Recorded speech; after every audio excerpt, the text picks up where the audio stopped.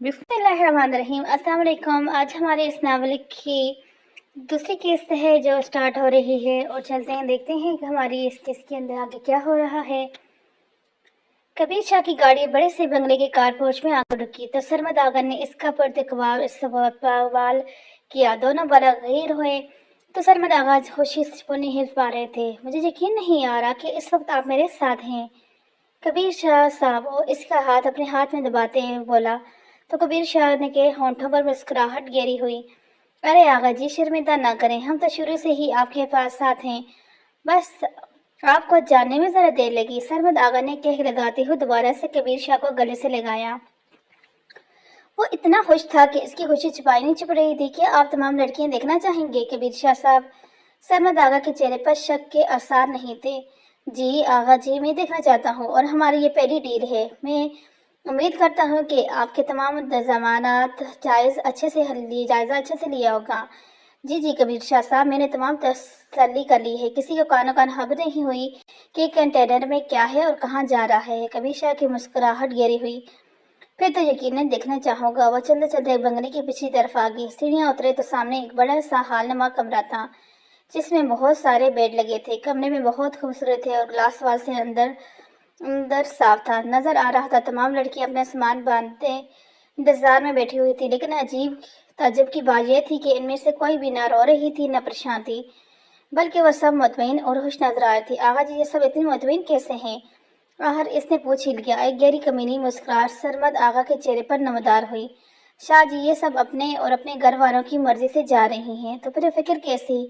کیا مطلب؟ کون سے گھر والے ہوں گے جو اپنی بیٹیوں کو خود اپنے ہاتھوں میں سے اس جہنم میں دھکیل دیں گے؟ کیا ان کو نہیں معلوم کہ ان سب کے ساتھ وہاں جا کر کیا ہوگا؟ وہ چچا لفظہ آخری کونے پر لگے بیڈ کے سامنے آ کر رک گیا۔ وہ کوئی 15-16 سال معصوم سی پیاری لڑکی تھی جو کچھ پریشان سی، سر پر حجاب پہنے عبایا پہنے ہوئی تھی۔ یقیناً وہ کسی بہت شریف باپ کی بیٹی تھی، کیونکہ اس کے چہرے پر حیا کے رنگ تھے، آنکھیں جھکی ہوئی، جسم ڈھانپا ہوا تھا۔ آئیے شاہ جی، آپ کو سب سمجھاتا ہوں۔ کبیر شاہ کو لے کر اپنے آفس میں داخل ہوا۔ کبیر شاہ سامنے لگے صوفے پر بیٹھ گیا، جبکہ آنکھوں کے سامنے ابھی بھی وہ معصوم سی پیاری لڑکی تھی۔ شاہ جی، یہ غریب گھرانوں کی لڑکیاں ہیں جہاں اولادوں کی لائن لگی ہوتی ہے، تو یہ سب کچھ نہ کچھ ہنر سیکھ کر باہر جا رہی ہیں تاکہ اپنے گھر والوں کا ساتھ دے سکیں، اور ان میں سے ان کی گھر والوں کی مرضی شامل ہوتی ہے، لیکن یہ کام کرنے تو نہیں جا رہی۔ کبیر شاہ نے بات کاٹی۔ شاہ جی، یہ بات تو صرف ہم جانتے ہیں، اور جہاں بچوں کا ڈھیر لگا ہو وہاں ایک دو غائب بھی ہو جائیں تو کیا فرق پڑتے ہیں ہم؟ اس کی باتوں کبیر شاہ نے مسکرا کر اس کا ساتھ دیا۔ اچھا آغا جی، اور آخری بیڈ والی لڑکی نہ بھجوانا۔ ہاں شاہ جی، کیا آپ کو پسند آ گئی؟ آغا جی ہاں، بس ایسے ہی ہے۔ تو فکر کیسی؟ ابھی سے بلاتے ہیں اور بتاتے ہیں کہ اس کا کام نہیں بن سکا، وہ واپس چلی جائے، اور باہر نکلتے ہیں آپ دونوں۔ آپ کی شکریہ آغا جی، خوش کر دیا آپ نے۔ کبیر شاہ بہت خوش ہوا تو آغا نے اسپیکر پر ارم نامی لڑکی کے آفس میں آنے کا حکم دیا۔ اگلے 2 منٹ میں وہ پریشان سی ان کے سامنے کھڑی تھی۔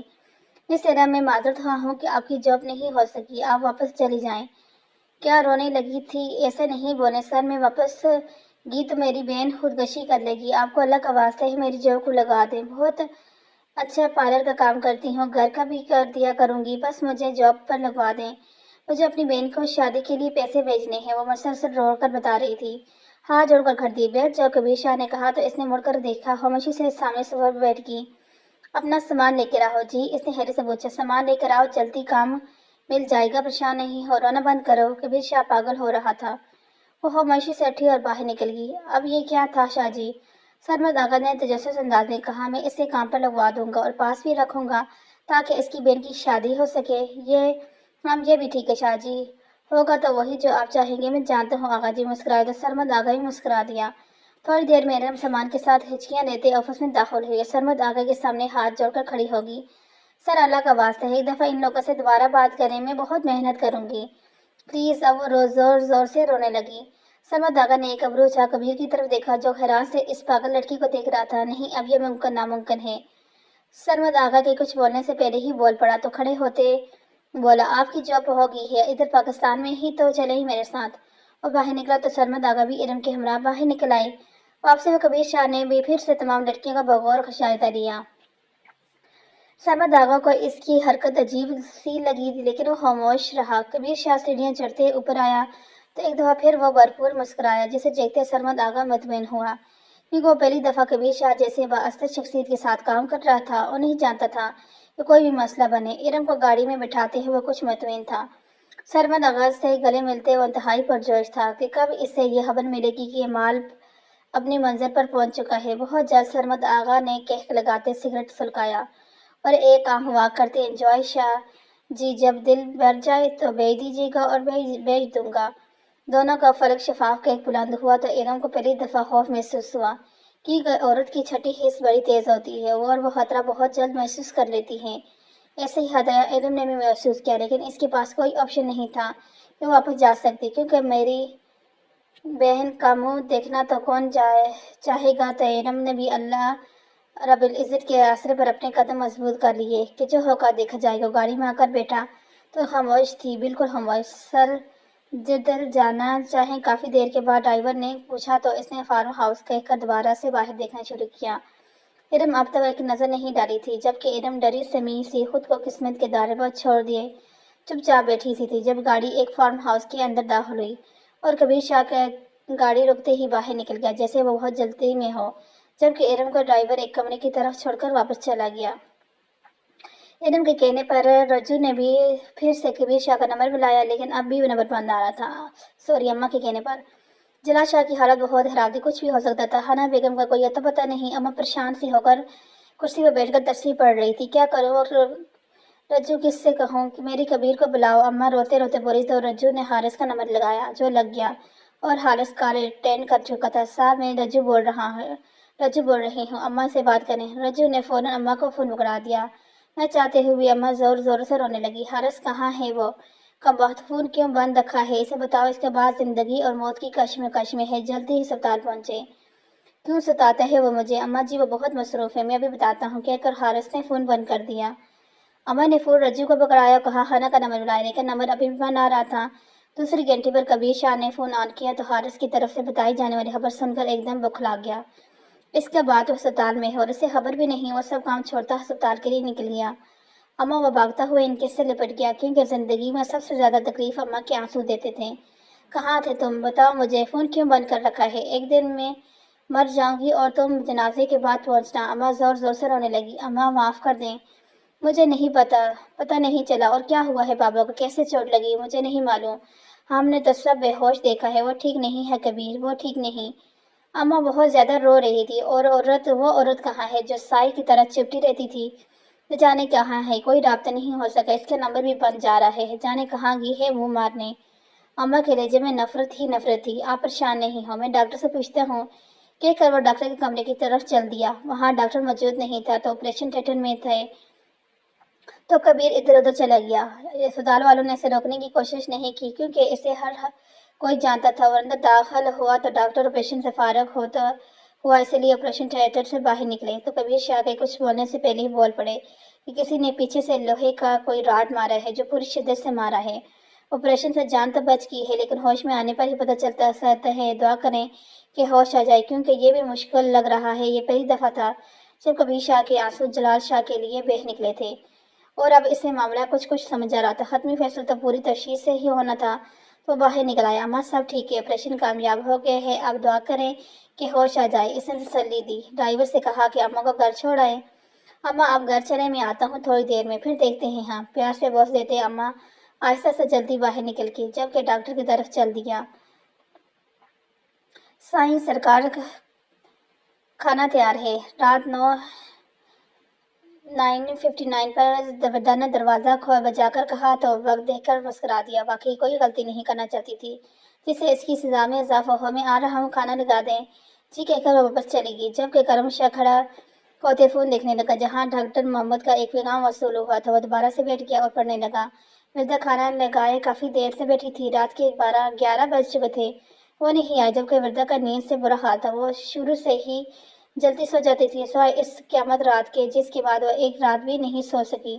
آخر تھک کر وہ دوبارہ اسی کمرے کے باہر کھڑی، لیکن نوک کرنے کی ہمت نہیں رہی۔ کرم شاہ کے بولنے کی آواز دے رہی تھی، لیکن پھر بھی ہمت نہیں کر پا رہی تھی کہ اسے بلائے۔ آر کر وہ جانے کے لیے مڑی تھی کہ کرم شاہ باہر نکلا۔ وہ وردہ کو باہر کھڑا دیکھ کر چونک گیا۔ وہ میں بلانے کے لیے آ رہی تھی، کھانا ٹھنڈا ہو رہا ہے۔ وردہ کو شرمندگی ہو رہی تھی۔ کرم شاہ اسے عجیب نظروں سے دیکھ رہا تھا، جیسے وہ کمرے کے باہر کھڑی اس کی باتیں سن رہی ہو۔ اور کرم شاہ یہ سوچ رہا تھا کہیں اس نے کچھ سن تو نہیں لیا۔ جی جی میں آ رہا ہوں چیلنج کہہ کر اس کے ساتھ چلنے لگا۔ کھانا نفاست سے لگایا گیا تھا اور اسی حکم کے مطابق بنایا گیا، دال، چاول، قیمہ اور ساتھ کچی قیمے کے کباب۔ لیکن سب کچھ ٹھنڈا ہو چکا تھا۔ میں کرم کر کے لاتی ہوں کہ فوراً اس نے کھانا اٹھا کر کچن کی طرف چلی گئی۔ وہ سائی کوارٹر جا چکی تھی تو ہم ملازم باہر تھے۔ اس وقت حویلی میں وہ اور وردہ اکیلے تھے۔ تھوڑی سی دیر میں وہ کھانا گرم کر کے لائی تھی، جس کی خوشبو کمال تھی۔ کرم شاہ کو شدید بھوک کا احساس ہوا تھا۔ وہ کھانا رکھ کر جانے لگی۔ کرم شاہ نے اسے روکا۔ آپ بھی کھانا کھا لیں پلیز، اس کا لہجہ نرم تھا۔ جی میں، وہ وردہ بکھلا گئی کہ کہیں اس کو ملازم کہتا ہے اور کہیں کہہ رہا ہے کہ کھانا کھاؤ۔ یہاں میرے ساتھ بیٹھ کر کھانا کھانے سے کیا کچھ ہو جائے گا؟ کرم شاہ نے سخت لہجے میں پوچھا۔ اس کو وردہ کا یوں پریشان ہونا غصہ دلا گیا۔ نہیں، لیکن ملازمہ کی یہ جگہ نہیں ہے۔ وردہ کرسی کی طرف اشارہ کیا۔ جو حکم دیا ہے وہ کریں، مجھے سختی پر مجبور مت کریں۔ کرم شاہ تھوڑا اونچا بولا تو اگلے لمحے وردہ کرسی پر بیٹھ کر اس کی طرف غصے سے دیکھ رہی تھی۔ کرم شاہ کو بہت ہنسی آ رہی تھی، لیکن وہ سنجیدہ ہی رہا۔ کھانا نکالیں اور کھانا شروع کریں، ہر وقت سوال جواب حد ہو گئی ہے، وہ اب بھی غصے سے بولا، جبکہ وردہ نے جلدی جلدی کھانا شروع کر دیا۔ وہ مزید اپنے اوپر قرض نہیں چڑھا دینا سکتی تھی، پہلے ہی بہت تھا۔ کرم شاہ نے کھانا شروع کیا تو دل نے داد دے دی کہ کھانا لذیذ ہے، لیکن وہ مان نہیں سکتا تھا آخر اتنی بھی کیا جلتی تھی۔ کھانے کے دوران وہ خاموشی ہی رہا تھا، جبکہ وردہ ہر 2 منٹ بعد کاٹ کھانے والی نظروں سے اس پر ڈال رہی تھی، جیسے وہ بھی ایک تھا لیکن انجان بنا ہوا تھا۔ جو بھی تھا، آج کے جس کھانے کا مزہ اسے پوری زندگی میں نہیں آیا تھا، اور ساتھ بیٹھے وجود کا احساس اتنا خوبصورت کیوں تھا، اسے سمجھ نہیں آ رہا تھا۔ چائے 10 منٹ کے بعد میرے کمرے میں دے کر آرام کریں، صبح ملاقات ہوگی، کہہ کر بنا وردہ کی سنے کمرے میں چلا گیا، جبکہ وردہ برتن اٹھائے کچن میں رکھنے لگی، جب کچھ آنسو بہہ کر دل کا غبار ہلکا کر رہے تھے۔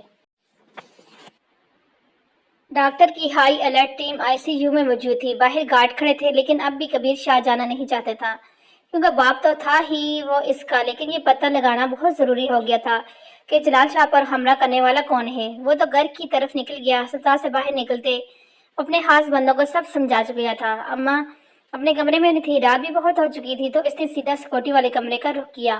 چوکیدار سے بات کی، لیکن وہ کچھ نہیں جانتے تھے، تو اس نے ٹی وی فوٹیج چیک کرنی شروع کی۔ گھر کے اندر ان کے کمرے میں سیکورٹی کے ہوتے کوئی کیسے ان پر حملہ کر سکتا تھا؟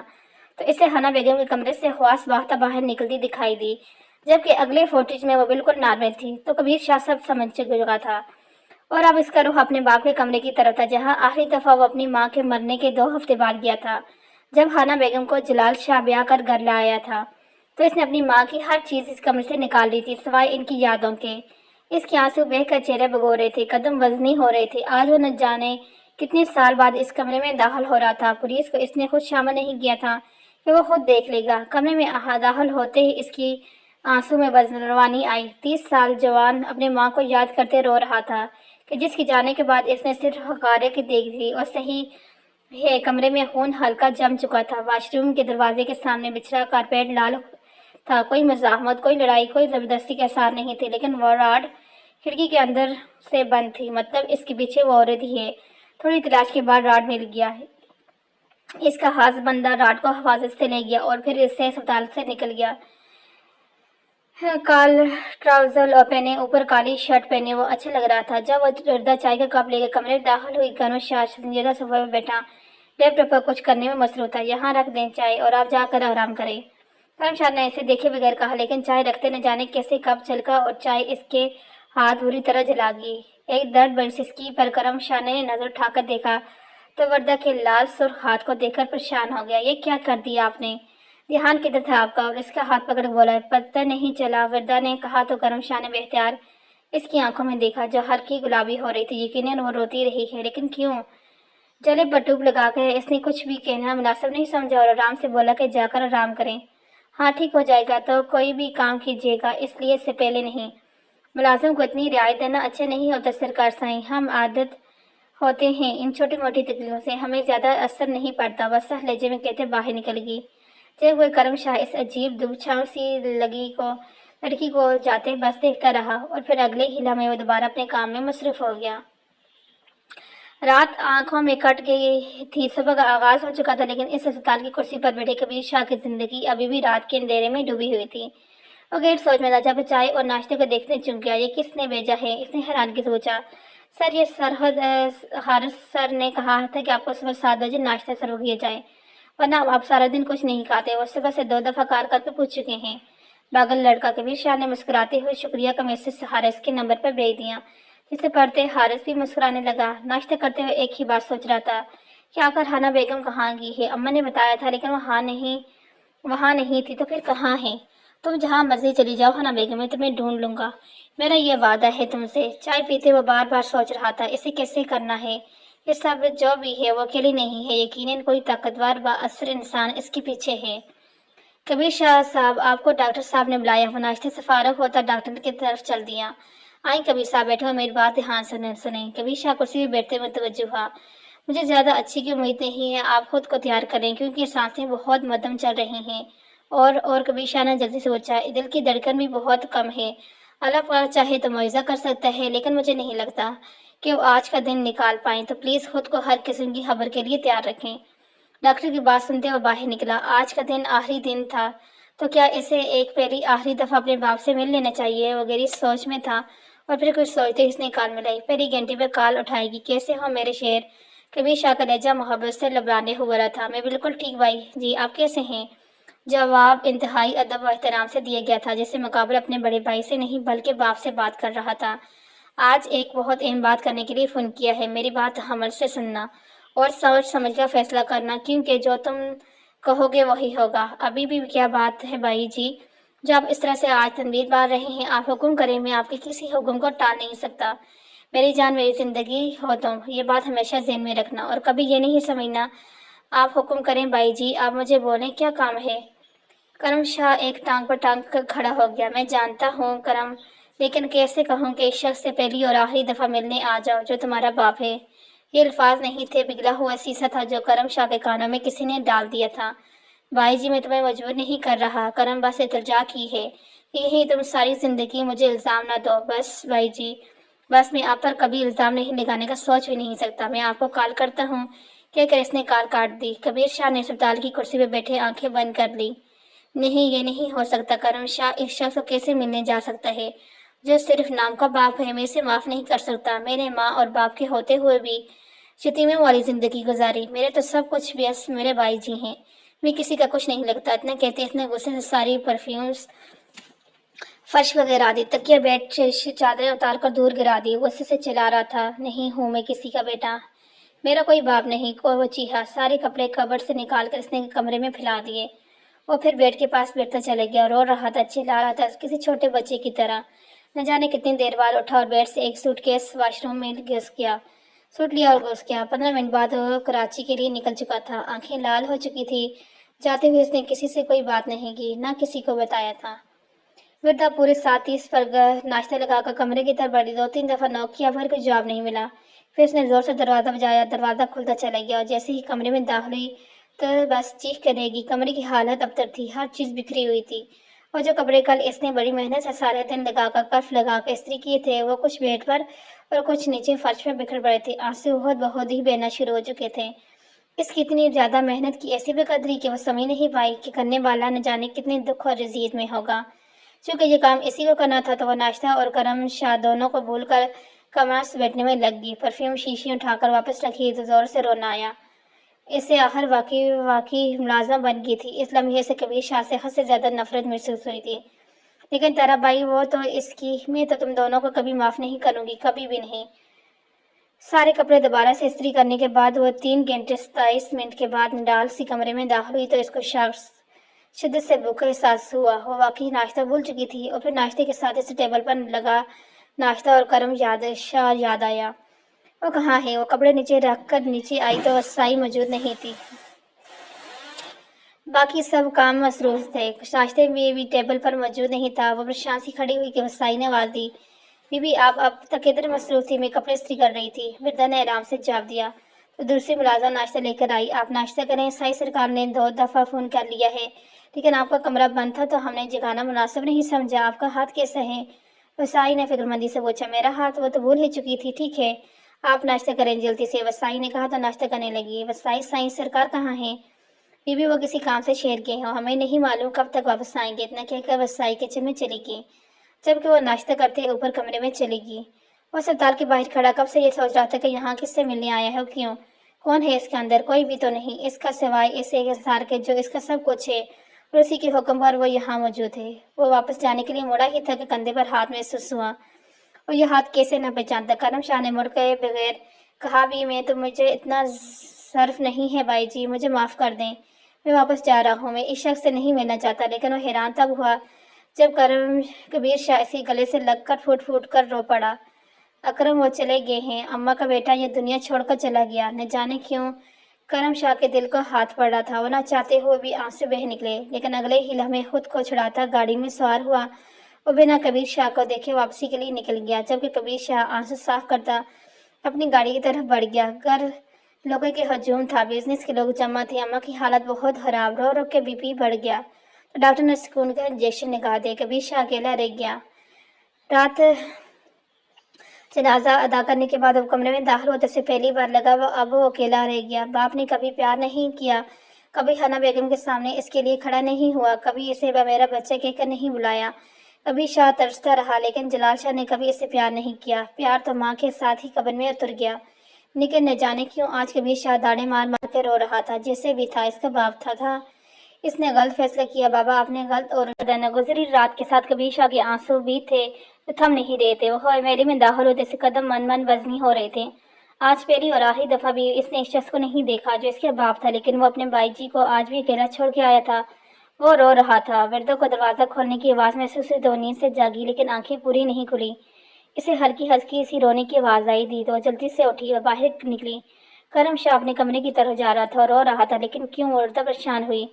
करम शाह के कमरे का दरवाजा बंद कर दिया तो विरदा इसके पीछे ही की खाने का पूछ सके। विरदा हो जाने पर कोई जवाब नहीं मिला तो वो खुद ही अंदर चलेगी। करम शाह बेड के पास बैठे घटनों के मुंह दिए रो रहा था। विरदा बला हथियार इसके पास चलेगी। साईं सरकार, क्या बात है, आप रो क्यों रहे हैं? सब खैरियत तो है ना? करम शाह ने सर उठाकर विरदा को देखा। वो यही इसका जबरदस्त जवाब दे गया। इसने विरदा को जोर से खुद में बींच लिया और फूट फूट कर रोने लगा। विरदा तो घबराई की यूं इसके सीने से लगने पर मुसलसल इसको पीछे करने की कोशिश कर रही थी, लेकिन करम शाह अपने हवास में नहीं था। वह विरदा को छोड़ नहीं रहा था, बस रोए जा रहा था। काफी देर कोशिश के बाद विरदा ने ऊंची आवाज में कहा, साईं सरकार छोड़े मुझे। कुछ तो होश में आई और फौरन इससे लग हुआ, लेकिन इसके कुछ बोलने से पहले ही विरदा कमरे से भाग गई। करम शाह को बहुत शर्मिंदगी हुई, लेकिन इस वक्त बाकी किसी अपने के सहारे की तलाश में था जिसके गले लगकर वो रो सके। लेकिन विरदा उसके पीछे गया था। विरदा ने दरवाजा लॉक कर लिया और इसके बार बार बजाने पर जवाब नहीं दिया तो वापस आ गया। गलती तो हो चुकी थी, चाहे अनजाने में ही सही। पता नहीं वो क्या समझती होगी, मुझे अपना गम बुलाए परेशान हो गया और फिर नींद इस पर मेहरबान होगी और वो सो गया। आंसू की लकीर अभी भी इसके वजी चेहरे पर मौजूद थी। विरदा कमरे में दाखिल इसने जल्दी से कमरा लॉक कर लिया। आंसू थे कि थमने का नाम नहीं ले रहे थे। वैसे कैसे कर सकता है? विरदा शिद्दत से गम से चिल्ला चिल्ला कर रो रही थी। इसके करम शाह के यूं गले लगाना तकलीफ शर्मिंदगी विरदा सीने चलनी कर गया।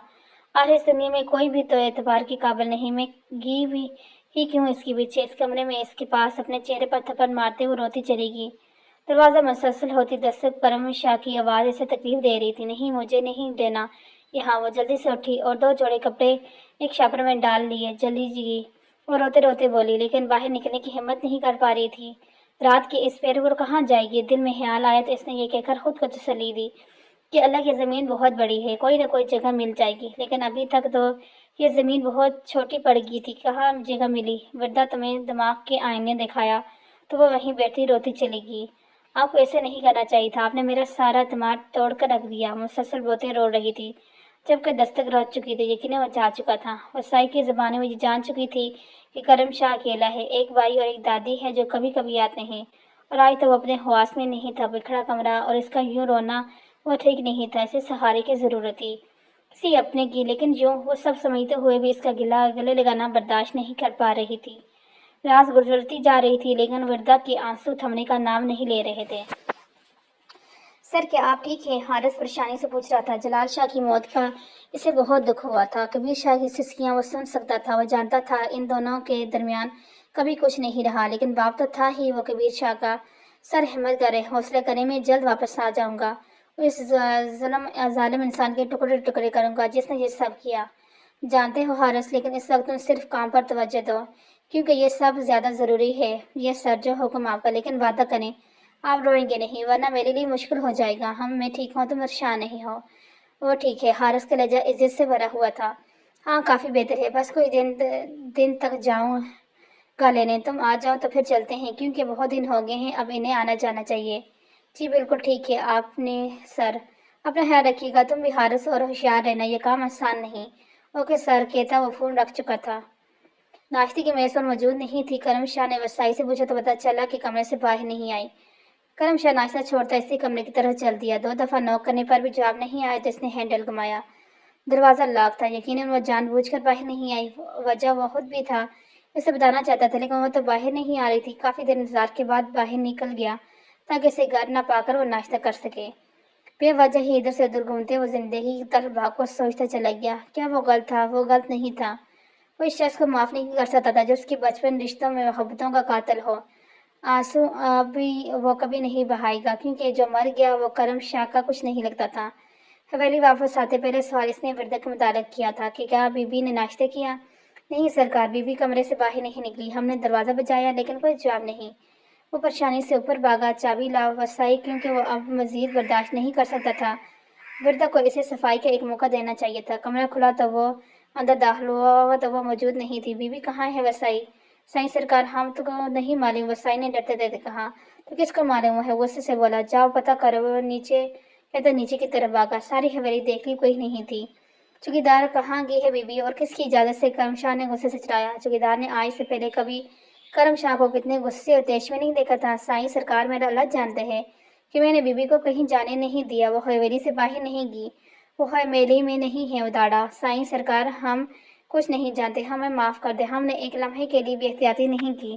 تو پھر کس نے کی لاپرواہی؟ بولو۔ بھی غصے سے لال ہو کر چلایا تھا۔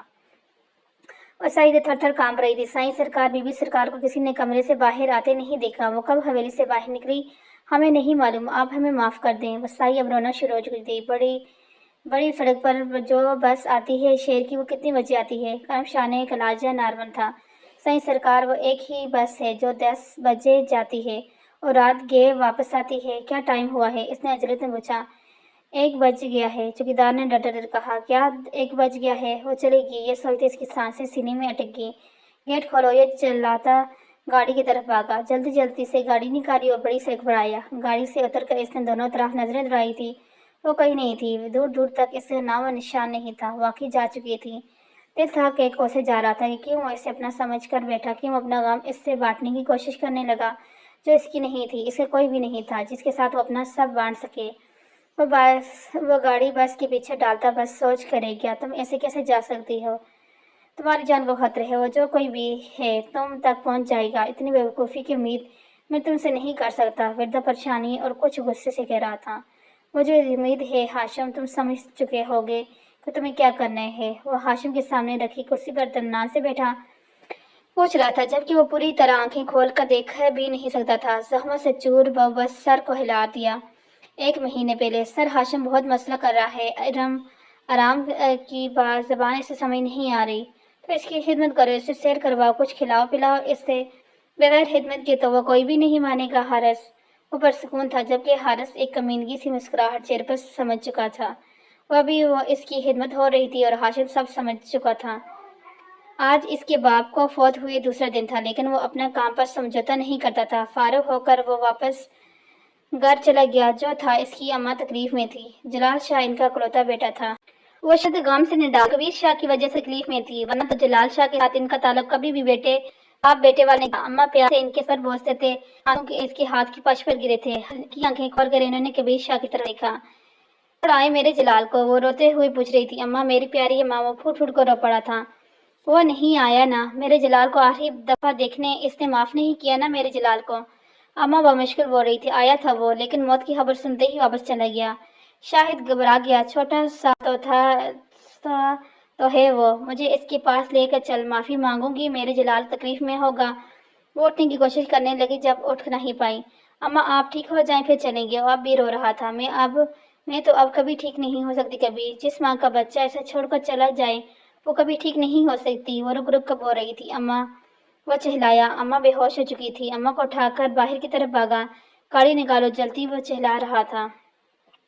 4 گھنٹے سے مسلسل جتنی تیز چلا سکتا تھا گاڑی چلا رہا تھا لیکن اسے بس نظر نہیں آ رہی تھی. آخرکار چلی گی. آج تو مل ہی نہیں رہی. پھر اسے وہ بس دور کھڑی نظر آئی. اس نے جلدی جلدی ممکن ہو سے پہنچا اور اگلے 3 منٹ میں گاڑی بس کے آگے روک دی. غصے سے نیچے اتر کر بس میں داخل ہوا. تمام لوگ حیرت سے دیکھ رہے تھے جبکہ بس ایک چہرے کی تلاش میں تھا جو اسے نظر ہی نہیں آ رہا تھا. کہاں ہو تم؟ وہ آخری سیٹ پر پہنچ چکا تھا لیکن وہ تو بس میں تھی ہی نہیں. وہ پھر سب کو غور سے دیکھ رہا تھا لیکن وہ نہیں تھی. اگر وہ بس میں نہیں تو کہاں گئی وہ؟ اسی پل اس سے یقین تھا کہ وہ اس نے سب کو نیچے اتار دیا. بس کہیں نہیں جا سکتی جب تک سب کی پہچان نہ ہو جائے. سائیں کس کی تلاش ہے؟ ڈرائیور نے کہا. ایک لڑکی بیرا گاؤں سے سوار ہوئی ہے. اس کی بتاؤ کون سی ہے؟ اس نے تمام عورتوں پر نظر ڈالتے ہوئے پوچھا جو کہ علاقائی لباس و گھونگھٹ میں تھی. وہ تو پچھلے گاؤں اتر گئی. کنڈکٹر نے بتایا. کہاں؟ اس نے پوچھا. چھاپری گاؤں پر پیچھے ہی تو ہے 4 میل کی دوری پر. وہ جلدی سے بس سے اترا. تمام مسافر معذرت کرتا گاڑی اسٹینڈ سے بھاگ گیا.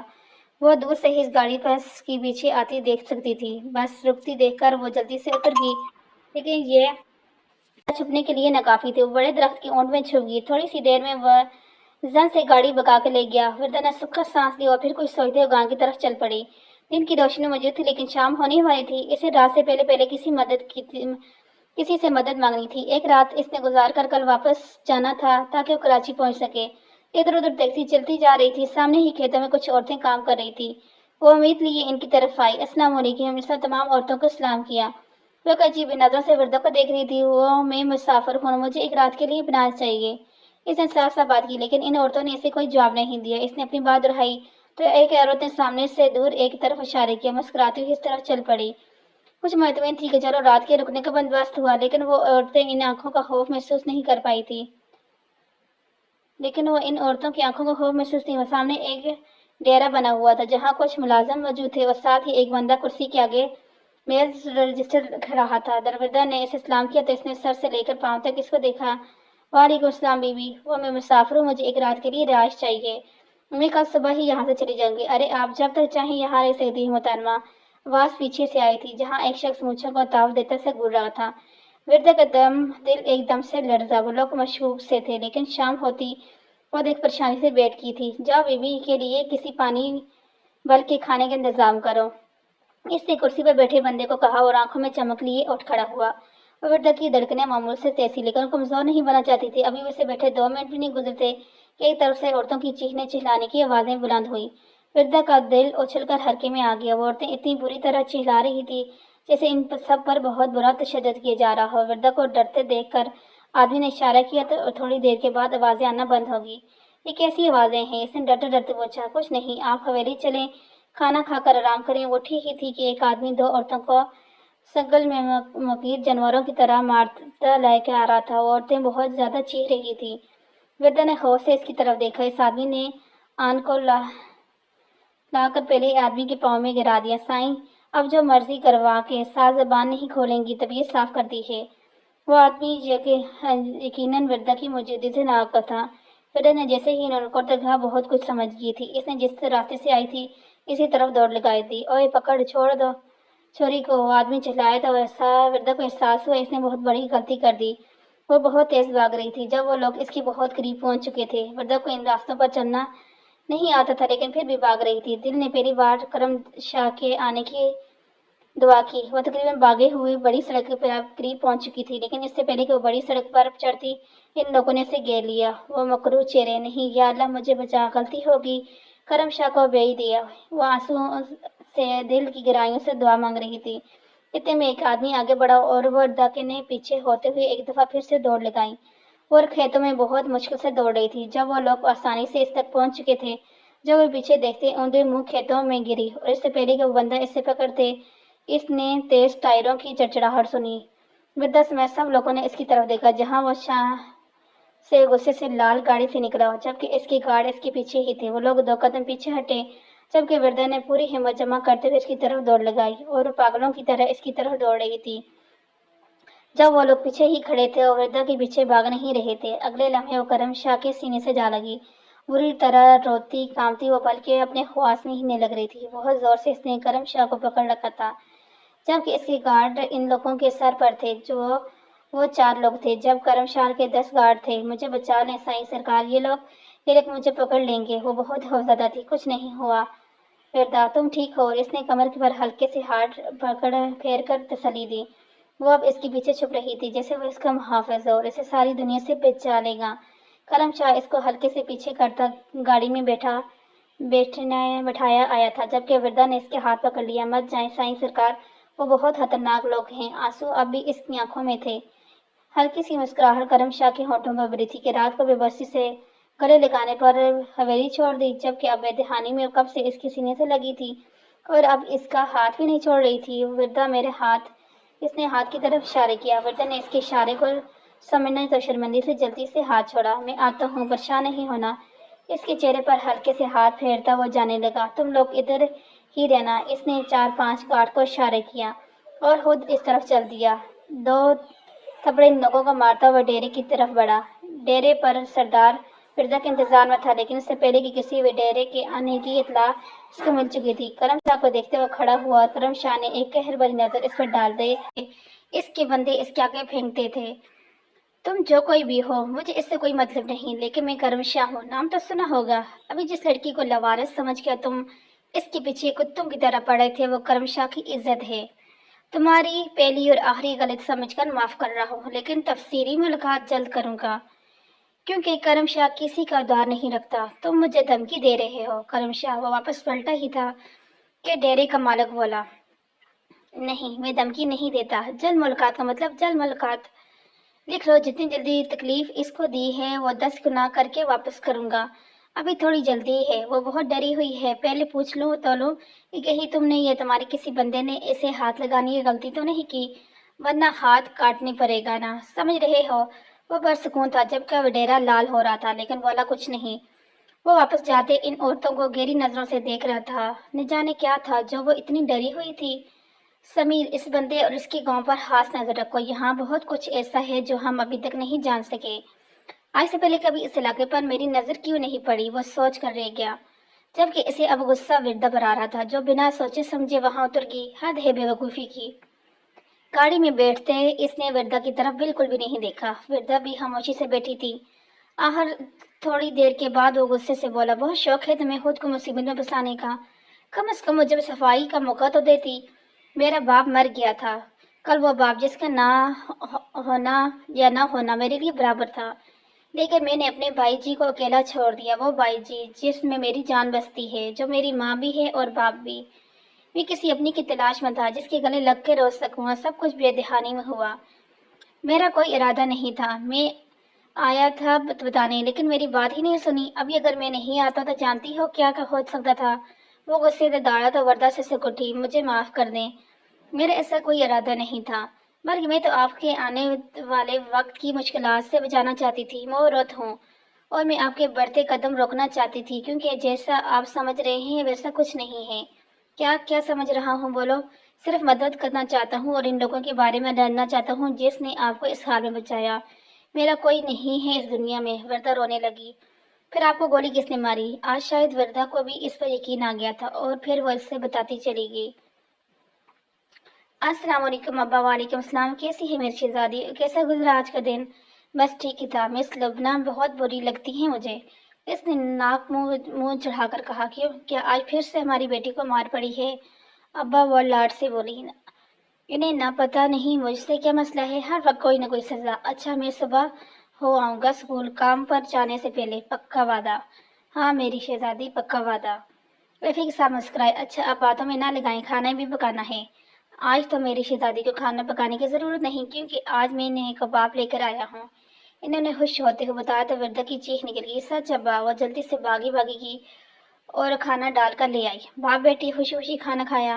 लगता है आज बहुत ज्यादा बारिश होगी। रफीक ने मौसम के बदलते तेवर देखकर कहा, हाँ अब्बा, मुझे भी यही लग रहा है।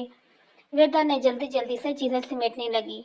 अच्छा, हो सकता है आज रात के लिए मुझे शाह जी के बंगले पर जाना पड़े, और दूसरा गार्ड है ना, वो काम से गया हुआ है। अब्बा, मुझे डर लगेगा अकेले रात को। वो 8-10 साल की लड़की रोने लगी थी। میری شہزادی مجبوری ہے نا، تم اچھے سے دروازہ بند کر لینا، پریشان نہیں ہونا۔ رات 8 بجے رفیق اپنے کام پر چلے گئے تو وردھن نے دروازہ بند کر دیا اور سونے کے لیے لیٹ گئی۔ رات طوفان سے گونج اٹھی، گرج چمک اور تیز بارش۔ وردھا خوف سے چادر میں چھپ کر لیٹ گئی، لیکن ابھی رات کے 2 بجے تھے جب دروازہ زور زور سے بجنے لگا۔ آدھی رات کو اور اکیلی وردھا، کیا ہو گیا اس رات جو وردھا کسی مرد پر اعتبار نہیں کر پا رہی تھی؟ دروازہ زور زور سے بجنے لگا۔ وردھا کو اور بھی زیادہ خوف محسوس ہوا، وہ اور بھی زیادہ دب کر لیٹ گئی۔ جب اسے اپنے ابا کی آواز سنائی دی، اسے پکار رہے تھے، وہ وردھا جلدی سے اٹھ کر باہر بھاگی۔ دروازہ کھلا تو رفیق بھیگے کھڑے تھے۔ جبکہ بجلی زور سے چمکی تو اس کے ساتھ کوئی 14-15 سالہ لڑکا بھی نظر آیا، جس نے کچھ زور سے پکڑ رکھا تھا، سینے سے لگا ہوا تھا۔ جلدی چھوٹے صاحب اندر چلے تو تینوں اندر آ گئے۔ دروازہ اچھے سے بند کر کے رفیق وردھا سے بولے، شہزادی جلدی سے وہ چھوٹے چھوٹے کپڑے لے کر آؤ جو میں نے تمہارے سنبھال کر رکھے ہیں۔ تو وہ جلدی سے ٹرک کھول کے ان کو نکالنے لگی۔ جب کپڑے لا کر رفیق کو پکڑائے تو ان کے ہاتھ میں ایک نامولود بچہ تھا۔ ابا یہ کس کا بچہ ہے؟ وہ چیخی۔ خاموش بیٹی خاموش۔ رفیق نے وردھا کے منہ پر ہاتھ رکھ کر خاموش کروایا تھا، جسے کوئی سن نہ لے۔ جلدی سے انہوں نے اس بچے کو کپڑے میں پہنائے، پھر چولہا جلا کر اس کے پاس رکھا تو وہ بچہ ٹھیک نہیں لگ رہا تھا۔ گرم دودھ چمچ سے پلاتے وہ مسلسل کچھ پڑھ پڑھ کر پھونک رہے تھے۔ جب بھی وہ بچہ زور سے رویا اور ساتھ ہی اس نے الٹی کر دی۔ ابا نے جلدی سے دوبارہ کپڑے بدلے اور ساتھ کچھ اور بچے کو بھی دیا۔ شاید شہد تھا تو بچہ سکون سے سو گیا۔ وردھا میں کام پہ جا رہا ہوں، تم چھوٹے صاحب اور ننھے صاحب کا خیال رکھنا۔ جب روئیں تو ہلکا نیم گرم دودھ پلانا، میں کل بوتل لے کے آؤں گا دودھ والی۔ اچھا ابا، وردھا نے کہا تو انہوں نے کہا، چھوٹے صاحب آپ بالکل بھی پریشان نہ ہوں، آپ محفوظ ہیں اور اپنے ننھے صاحب بالکل ٹھیک ہیں۔ اب آپ آرام کریں۔ اور پھر وہ طوفانی بارش میں دوبارہ نکل گئے۔ وردھا بچے کو گود میں لے کے بیٹھ گئی، جب بار بار نیند سے گر جاتی۔ تم سو جاؤ، میں خیال رکھوں گا چھوٹو کا۔ اس سارے وقت میں وہ لڑکا پہلی دفعہ بولا تھا۔ تم کیسے اس کا خیال رکھو گی؟ اس کی ماما کہاں ہے؟ مر گئی، اور باپ وہ بھی۔ اب اس کی ماں اور باپ دونوں ہی میں ہوں۔ وہ بچہ گود میں لے کے بیٹھ گیا۔ وردھا 2 منٹ میں ہی سو چکی تھی، جبکہ وہ بچہ پھر سے رونے لگا تھا۔ چپ چھوٹو، ماما پاس ہے۔ وہ پیار سے اسے چپ کروانے کی کوشش کر رہا تھا۔ جب بچہ چپ نہ کیا تو اس نے مجبوراً وردھا کو جگایا۔ چھوٹی لڑکی اٹھو، لیکن وہ تو گہری نیند میں تھی۔ جب اس نے اسے زور زور سے ہلایا تو وہ ڈر کر چیخ پڑی۔ چپ میں ہوں، اس لڑکے نے اسے ہوش دلایا۔ ہاں بولو، کیوں جگایا؟ وہ غصے سے بولی۔ وہ چھوٹو کو چپ کروا دو، اس نے التجا کی۔ وردھا نے جلدی سے بچے کو گود میں لیا اور پھر بولی، اس کو بھوک لگی ہے، فوراً اسے دودھ پلاؤ۔ کچھ گرا اور کچھ پلا دیا، لیکن بچہ آرام سے سو گیا تو وہ دونوں بھی سو گئے۔ صبح ابا کی دستک سے وردھا کی آنکھ کھلی تو جلدی سے دروازہ کھولا۔ کیسے ہیں چھوٹے صاحب اور ننھے صاحب؟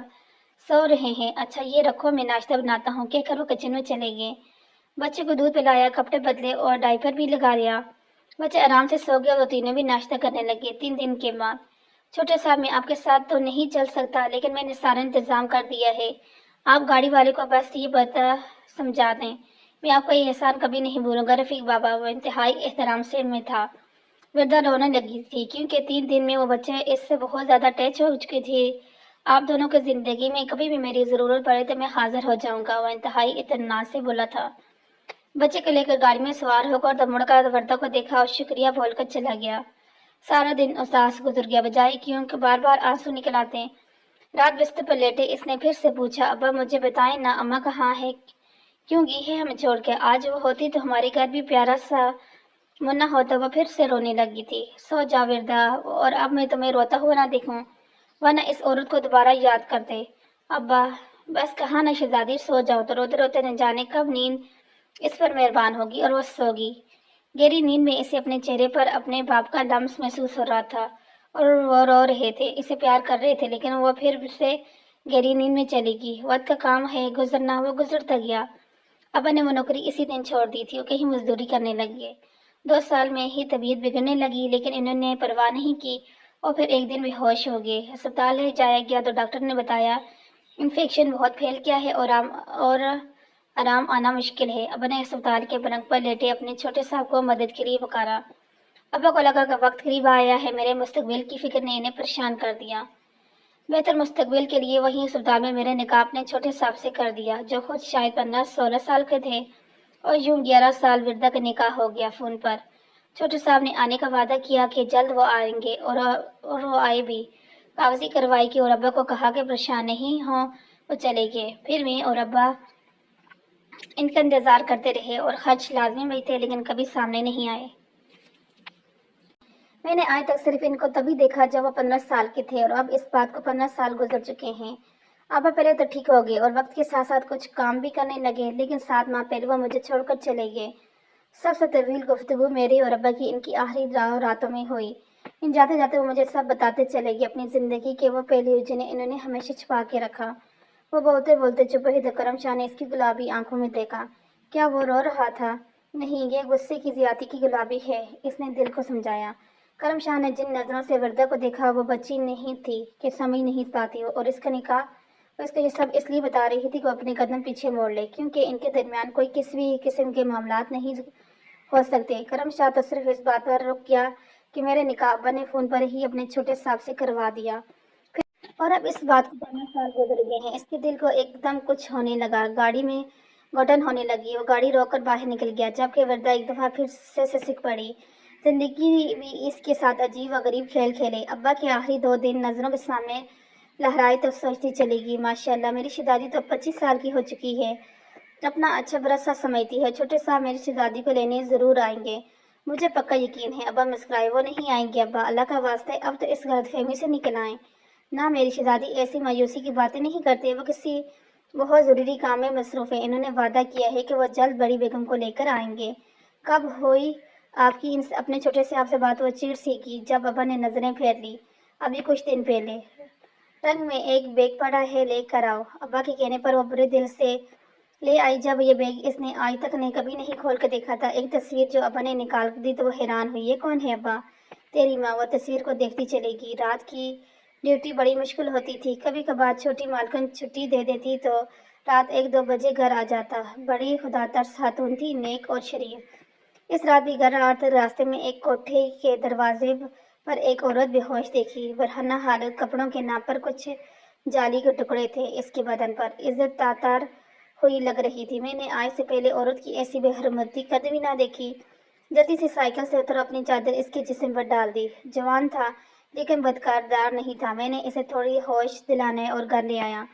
अम्मा और अब्बा तो थे नहीं, अकेले ही था, तो इसे अपने कमरे में लिटाया, इसके ऊपर चादर दी और बाहर आ गया। सारी रात सो नहीं सका। सुबह इसकी आवाज़ सुनाई दी तो मैंने कहा, आप जो भी हैं आपके पास मेरी माँ के कपड़े रखे हैं, पहन लें और बाहर आ जाएं। वो अम्मा की चादर में लिपटी बाहर आई तो मैंने इसे नाश्ता बना कर दिया। वो रोने लगी और मेरे पूछने बगैर ही सुनाती चली कि किसी सेठ ने रात गुजारने के लिए बुलाया और फिर शराब और नशे में इस पर तजस्सुस करने लगा। मैंने देखा इसके चेहरे पर जख्मों के निशान थे, और जब इसने मना किया तो इसके घर से बाहर फेंक दिया और पत्थर लगने से वो बेहोश हो गई। इसका एड्रेस पूछा तो पता चला वो बाजार हुस्न में तवाइफ का मरतबा वो फाइज है। मैंने कहा चलो तुम्हें छोड़ आओ, तो रोने लगी, मेरे पाँव में गिर गई। इसे वापस नहीं जाना, मैं इससे निकाह कर लूँ तो वो सारी ज़िंदगी मेरी गुलाब बनकर रहेगी। मैं जवान था और वह बेपनाह हुसैन, लेकिन मेरी तनख्वाह तो बहुत थोड़ी सी है, मैं गुजारा कर लूँगी। लेकिन वो अपने कौल की पक्की नहीं निकली। शादी के 2 महीने बाद ही इसे ये ज़िंदगी अजाब लगने लगी। मैंने 2 जगह ड्यूटी शुरू कर दी। कुछ दिन सुकून से गुजरे, लेकिन फिर इसकी खोख में तुम परवार चढ़ने लगी। इसे मालूम नहीं था और ना मुझे। वक्त गुजरने लगा तो एक दिन बेहोश हो गई। मैं अस्पताल ले गया, डॉक्टर ने खुशखबरी सुनाई, लेकिन वो तो खुश ही नहीं हुई। इसे बच्चे नहीं चाहिए था और मुझे यकीन नहीं आ रहा था कि मैं बाप बन रहा हूँ। नहीं नहीं नहीं, मैं इस गुर्बत में बच्चा पैदा नहीं कर सकती। डॉक्टर आप इसको ख़त्म कर दे। इसने फ़ौरन ही फैसला किया, और इसके ख़त्म होने के बाद मैं भी वापस चली जाऊंगी, क्योंकि इतनी गुर्बत मैं नहीं सह सकती। इसके अल्फाज किसी पर्ची की तरह मेरे सीने के आर पार हो गए। सॉरी, हम ऐसा नहीं कर सकते। आपकी 3 महीने की प्रेगनेंसी है और इसकी तरह आपकी जान को भी खतरा है। डॉक्टर ने हमें घर भेज दिया, लेकिन मेरी लाख कोशिश के बावजूद वो इस गुर्बत में इज्जत की ज़िंदगी नहीं गुजार सकती थी। मेरा तो कोई कसूर नहीं था। मैंने इससे बच्चे की पैदाइश तक का वक्त मांगा और वो राज़ी हो गई, क्योंकि कोई और चारा नहीं था। और फिर वो रात भी आ गई। मैंने इसे अस्पताल लेके गया, सारी रात दवाई मांगी और सुबह सादक के वक्त तुम मेरी जोली में आ गई। वो कुछ कमज़ोर थी तो डॉक्टर ने 2 दिन अस्पताल रखने के लिए बोला। पहले दिन इसने एक दफ़ा भी तुम्हें गोद में नहीं लिया, लेकिन मेरे ख्याल था कि वो बच्चा देखते नरम पड़ जाएगी, लेकिन इसने तो देखा ही नहीं। दूसरे रोज़ मैं इसकी दवाई लेने गया, जब वापस आया तो वो नहीं थी। नर्स को तुम्हारा ख्याल रखने का कहकर वो जा चुकी थी, लेकिन जाते जाते एक एहसान वो मुझ पर कर गई थी कि वो तुम्हें साथ नहीं लिखेगी। और फिर मैंने अपनी शहजादी को माँ और बाप दोनों बनकर पाला। یہ اس کا پتہ ہے، سنا ہے کراچی کے بازار حسن کی نائکہ بن گئی ہے۔ میں نے اسے اسی روز طلاق دے دی تھی کیونکہ میری زوجیت میں کسی اور مرد کی حوص کا سامان بنتی مجھے منظور نہیں تھا۔ وردا چھوٹے صاحب کا انتظار کرنا، لیکن کبھی بھی اس عورت کے پاس نہ جانا جس کا نام اب تارا بائی ہے۔ میں کبھی نہیں جاؤں گی ابا، اس نے روتے ہوئے کہا۔ دروازہ کھلا اور کرم شاہ اس کے ساتھ آ کر بیٹھ گیا۔ گاڑی اپنی منزل کی طرف رواں تھی اور وردا اپنی ماضی کے سفر پر۔ ابا اٹھو نا با، وہ چلائی وہ، لیکن وہ نہیں تھے، کوئی بھی نہیں تھا، وہ جا چکے تھے اور وردا اس بڑی دنیا میں اکیلی رہ چکی تھی۔ پھر کچھ محلے والوں نے ان کی تفرین کی دنیا کے رنگ تو اب کھلنے شروع ہوئے۔ فون نمبر جو ابا نے دیا تھا وہ مسلسل بند آ رہا تھا۔ ابا کی وفات کے چوتھے روز وہ اسکول پڑھنے جانے کے لیے گھر سے نکلی تو لگا جیسے اب تو وہ تنہا کھلے آسمان کے نیچے آ کھڑی ہو۔ کوئی نہ تھا اس کا، وہ اکیلی تھی۔ رات بستر پر لیٹے نہ جانے کتنی روئی اور تڑپی، اور پھر نیند اس پر مہربان ہوئی اور پھر آغوش میں ڈھل گیا۔ کچھ دن تو سکون سے گزرے اور پھر بیڑیوں سی بڑی دنیا اس پر چھپٹ پڑی۔ صبح اسکول جانے کے لیے نکلی تو محلے کا آوارہ لڑکا پیچھے لگ گیا۔ واپسی کے بعد گھر تک پیچھے آیا۔ کچھ دن تک تو یہ سلسلہ چلتا رہا اور پھر ایک رات مسلسل بجتا دروازہ وردوں کو کانپنے پر مجبور کر گیا۔ کرائے کے مکان کی چھت اور دیواریں بڑی کمزور ہوتی ہیں۔ ساری رات دروازہ بجتا رہا لیکن اس نے نہیں کھولا۔ اگلی صبح وہ اپنے ساتھ اپنے آوارہ دوستوں کو بھی لے کے کھڑا تھا۔ وردا نے اسے دیکھتے ہی واپسی کی طرف دوڑ لگا دی۔ گھر پہنچ کر دروازہ بند کیا اور کمرے کا بھی بند کر دیا۔ تھوڑی دیر کے بعد دستک شروع ہوئی اور پھر ہوتی چلی گئی۔ اب تو دن میں بھی سکون نہیں لینے دے رہے تھے۔ دن 12 کے قریب وہ ابا کے بتائے پتے پر گئی تو معلوم ہوا وہ لوگ تو گھر چھوڑ کر کراچی جا چکے ہیں۔ مایوس واپس لوٹی، ابا کی قبر جا کر بہت روئی کیونکہ چھوڑا اور دیکھو اکیلا، حال دیکھے میرا کیا ہو گیا۔ اس رات وہ لڑکا گھر کے اندر گھس آیا۔ وردا جاگ رہی تھی، اللہ سے اپنی عزت کی حفاظت کی دعائیں مانگ رہی تھی۔ وہ مسلسل کمرے کا دروازہ توڑنے کی کوشش کر رہا تھا۔ پھر اچانک پتہ نہیں کیا ہوا، کچھ ٹوٹنے کی آواز آئی، اس کے بعد خاموشی چھا گئی۔ وردا نے کمرے میں جو بھی سامان تھا وہ دروازے کے آگے لگا دیا۔ وہ رات اللہ اللہ کر کے کٹ گئی۔ صبح وردا نے سب سے پہلے اپنا سامان پیک کیا اور چابی مال مکان کو دے کر وہ گھر ہمیشہ کے لیے چھوڑ دیا۔ ایک بار پھر چھوٹے صاحب کے دروازے پہ کھڑی تھی لیکن انہوں نے اس کا کوئی پتہ نہیں دیا تھا تو اس نے مجبوراً ریلوے اسٹیشن کا رخ کیا۔ ابا مجھے معاف کر دیں، میں مجبور ہوگی۔ اپنے ابا کی قبر پر آخری فاتح خوانی کر کے وہ کراچی کے لیے نکل آئی۔ نیا سفر، پہلی دفعہ اتنا لمبا سفر طے کیا تھا اور پھر وہ اس بازار میں پہنچ گئی جہاں اس کی ماں نہیں تارا بائی تھی۔ وہ بہت دیر وہاں کھڑی سوچتی رہی کہ اندر جائے یا نہیں، لیکن وہ ایک دفعہ تارا بائی سے مل کر پوچھنا چاہتی تھی کہ اس کا باپ کا کیا قصور ہے۔ اندر کا ماحول بہت ہی برا اور واہیات تھا۔ سامنے عریاں لباس میں ایک پکی عمر کی عورت بیٹھی تھی۔ ارے لڑکی کدھر منہ اٹھائے چلی آ رہی ہو، اور یہ گارڈز کدھر مر گئے ہیں؟ اس کی ضرورت نہیں، مجھے تارا بائی سے ملنا ہے۔ ہاں بولو، میں ہی ہوں تارا بائی، کیوں ملنا ہے مجھ سے؟ اس نے وردوں کا سر سے لے کے پاؤں تک گھورا۔ اس سے پہلے کہ کچھ بتاتی تارا بائی کا فون بجنے لگا اور اس کے ساتھ ہی اس کے تیور بھی۔ فون بند کر کے اس نے فخر رنگ کے ساتھ وردا کی طرف دیکھا، اٹھتے ہوئے اس کے پاس آ گئی۔ میں وردا رفیق، مجھے رفیق کی بیٹی۔ تارا بائی کی آنکھیں پھیل گئی تھی یہ سن کر۔ یقیناً مجھے پہچان تو چکی ہوں گی آپ تارا بائی۔ میں نے پہچانا، تم یہاں کیوں آئی ہو؟ تارا بائی نے اسے بازو سے پکڑ کر کہا۔ میرا باپ، میرا سہارا، میرا سب کچھ ختم ہو گیا۔ عزت بچانے کے لیے مجھے مجبوراً تارا بائی کی کوٹھے پر آنا پڑا۔ وہ رو پڑی تھی۔ اب برے لمحے وہ وردا کو تہخانے میں بند کر چکی تھی۔ میں تمہیں باہر نہ دیکھوں لڑکی، وہ اجنبی شخص کی طرح بولی۔ لڑکی، وردا نے دکھ سے کہا۔ ہاں، میرا تم سے کوئی تعلق نہیں۔ ایک بات یاد رکھو، میں تمہیں باہر نکلنے نہیں دوں گی۔ تمہیں جو چاہے ہو وہ خوشبو کے ہاتھوں منگوا لینا، لیکن باہر مت نکلنا۔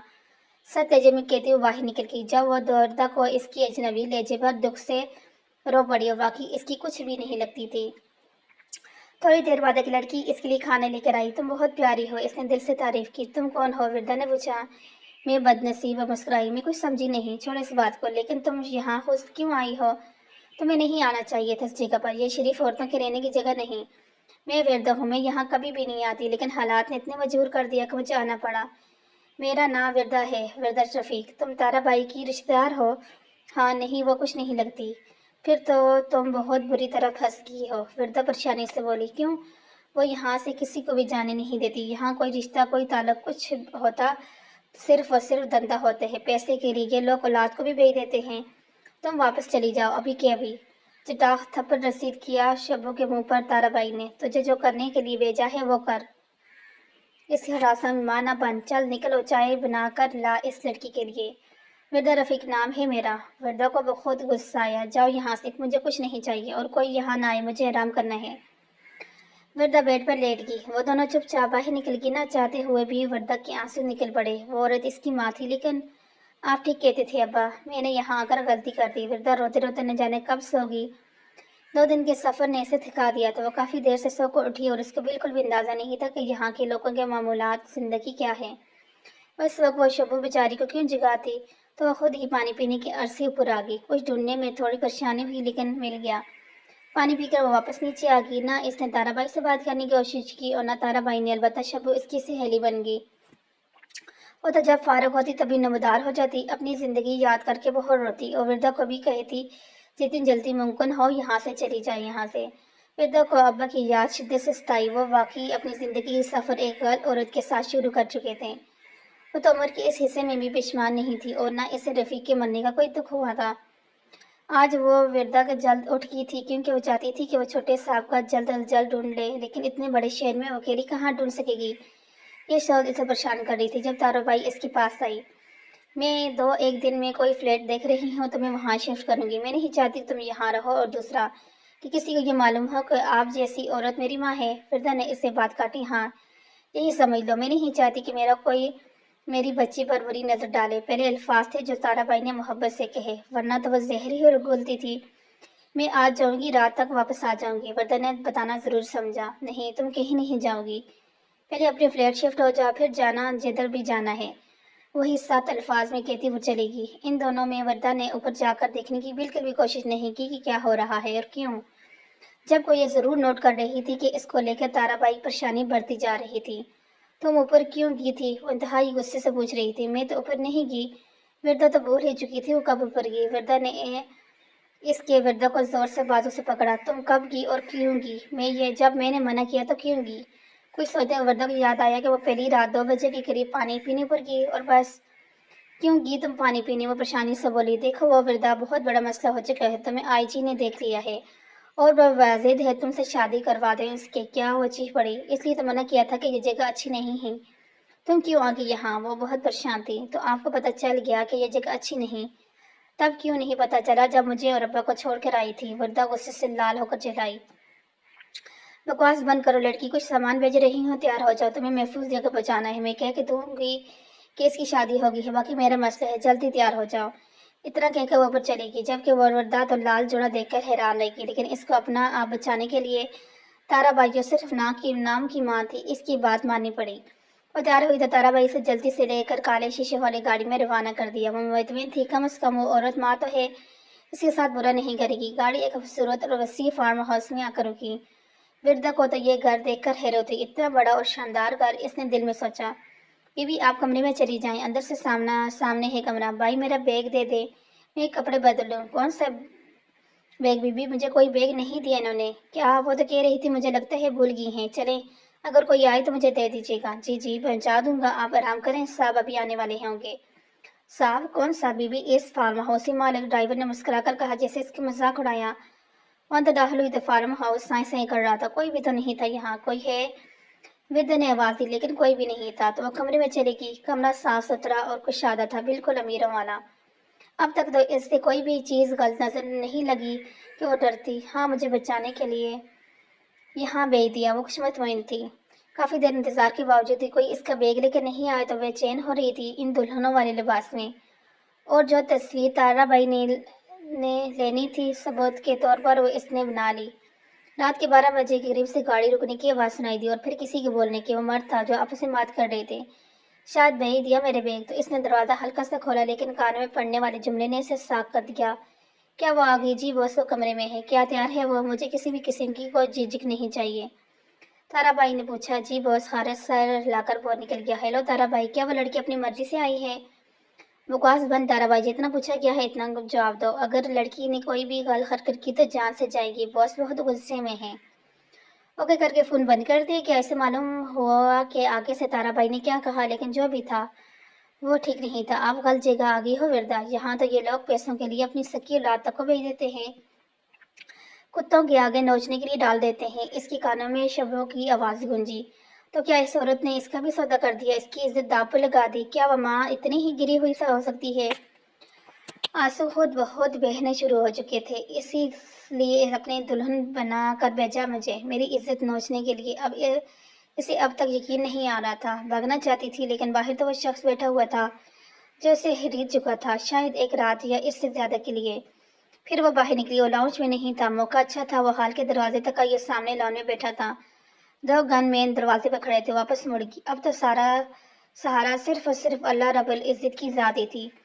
विरदा, जो कुछ मर्जी हो जाए, इस औरत के पास कभी मत जाना। अब्बा के अल्फाज पिघले हुए शीशे की तरह कानों में पड़ रहे थे।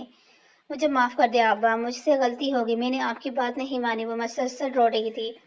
फिर से इसने कमरे का जायजा लिया तो सामने कीमती शीशे का दरवाज दिखाई दिए, जिस लम्हे में तोड़ चुकी थी। मैं तुम्हें अपनी इज्जत के साथ खेलने नहीं दूंगी, मगर मकरू इंसान। वो शीशे के टुकड़े को हाथ में लिए अल्लाह ताला की बारगाह में सजदा रेस हो गई, और वही तो था इसे बचाने वाला। लेकिन इसने अपने बालों से पकड़कर सीधा किया। किसकी इजाजत से तुम यहाँ नमाज पढ़ रही हो? बोलो। वो चीहा था। खौफ से वरदा की आंखें जोर से बंद कर ली और कांप रही थी पूरी तरह से। मैंने पूछा, किसकी इजाजत से? तुम नमाज पढ़ रही थी। अब इसकी गिरफ्त मजबूत हो गई थी। इसके बाल पर जवाब दो, वरना मैं अभी के अभी इसी वक्त तुम्हें कत्ल कर दूंगा। अगले पर वो चिल्लाकर पीछे हटा, क्योंकि वो इसके हाथ पर शीशे का टुकड़ा मार चुकी थी, जो उसने थोड़ी देर पहले इसके महंगे तरीन शीशे के शोपीस को तोड़कर हाथ में पकड़ा था, और इससे अपना हाथ बुरी तरह कट गया था। लेकिन इसको परवाह नहीं थी। तुम्हारी इतनी जन्नत तो तुम कबीर शाह पर हमला करो। अगले 2 मिनट में इसके हाथ का निशाना विरदे के मुंह पर छप चुका था। फिर 1 2 3 पता नहीं कितने ही थप्पड़ मारकर चले गया। वो खाती चली गई। कहाँ अचानक वो बेहोश होकर नीचे गिर गई। वो होश में आई तो सबनार में थी। डॉक्टर, आपको अल्लाह का वास्ते ही मुझे बचाए, मेरी इज्जत खतरे में है। इसने रोते हुए डॉक्टर से मदद मांगी, लेकिन वो बाहर। डॉक्टर ने बोलना चाहा, आप भी तो औरत हैं, हो सकते है बेटी की माँ हो, प्लीज मेरी मदद करें। ओके, मैं कुछ करती हूँ। फिर वो डॉक्टर का शुक्रिया अदा करती बाहर निकली। इत्तेफाक से इसे जल्द ही रिक्शा मिल गया। बीबी कहाँ जाना है? रिक्शा ड्राइवर ने पूछा। बाजार हुसन। आंसू बुझते हुए सवार हुई थी। और फिर वो तो बैग लेकर वापस लाहौर जाना चाहती थी, लेकिन कबीर शाह की गोली ने अस्पताल से नाबशा पहुंचा दिया। फिर हम हवाली पहुंच चुके हैं। करम शाह की आवाज और तल्ख यादों से निकली। शुक्र है बीबी, आप मिल गई। हम बहुत परेशान थे। आप कहाँ चली गई थी? और क्यों? वसाई भागती हुई आई। वसाई बीबी को कमरे में जाने दें और खाना तैयार करें, हम हमें बैठा खाना खाएंगे, कहकर वो अपने कमरे में चला गया, जबकि वेदा अपने कमरे में चली गई। आज एक दफा फिर से करम शाह की वजह से बच गई, और वह इसका ये एहसान कभी भी नहीं उतार सकती थी।